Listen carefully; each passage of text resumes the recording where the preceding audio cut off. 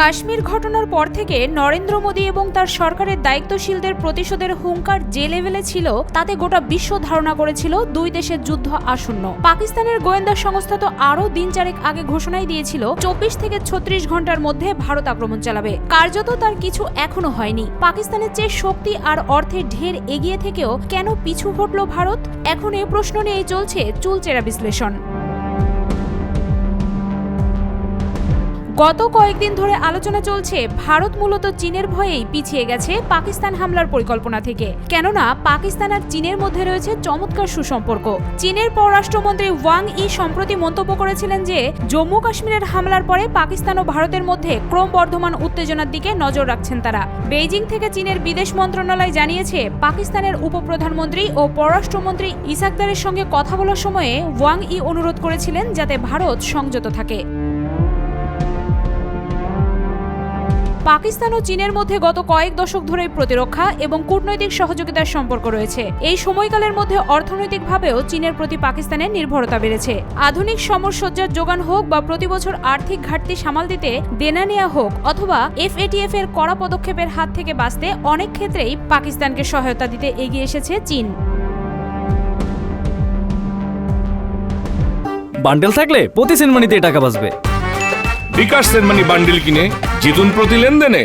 FATF বা financial action task force হলো বিশ্বের নানা দেশের একটি আন্তঃরাষ্ট্রীয় সংস্থা যারা অর্থ পাচার এবং সন্ত্রাসবাদের অর্থায়নের উপরও নজরদারি চালায়। আবার চীন পাকিস্তান অর্থনৈতিক করিডোর বা সিপেক এর মাধ্যমে পাকিস্তানে চীন ৬২ কোটি ডলার বিনিয়োগ করেছে। সম্প্রতি গদরে চীনা বিনিয়োগে নির্মিত বিমানবন্দরের উদ্বোধন করা হয়েছে। চীন এবং পাকিস্তান শুধু যৌথ সামরিক মহড়া দেয় তা নয়, চীনের কাছ থেকে পাকিস্তান বড় পরিমাণে আধুনিক অস্ত্রও কিনে থাকে। এদিকে বেইজিং থেকে মিস্টার ট্যাঙ্গেন বলছিলেন, যদি কোনো নির্দিষ্ট প্রমাণ থাকে যার উপর ভিত্তি করে বলা যাবে যে পেহেলগামে হামলা চালিয়েছে যে সংগঠনটি তাদের পাকিস্তান সরকার সমর্থন দিয়েছে অথবা তারা নিজেরাই হামলায় যুক্ত ছিল, সেক্ষেত্রে পরিস্থিতি বদলে যাবে। কিন্তু সম্ভবত ঘটনা এরকমটা নয়। আর এমন মন্তব্যেই স্পষ্ট যে পাকিস্তানের পক্ষেই রয়েছে চীনের হাত।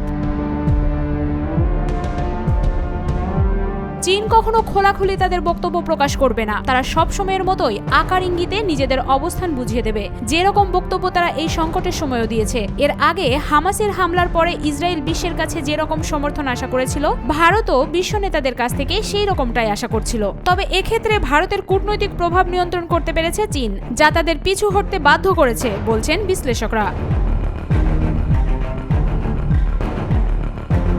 পাকিস্তানের সঙ্গে চীনের সম্পর্ক খুব যে গভীর সেটা বলা ঠিক হবে না। তবে ভারতের সঙ্গে চীনের যে সম্পর্ক তার চেয়ে ঢের ভালো পাকিস্তানের। মূল সমস্যাটা হলো আধিপত্যের লড়াই। আর এখানেই মোদি পিছিয়ে গেছে শি জিনপিং এর কাছে।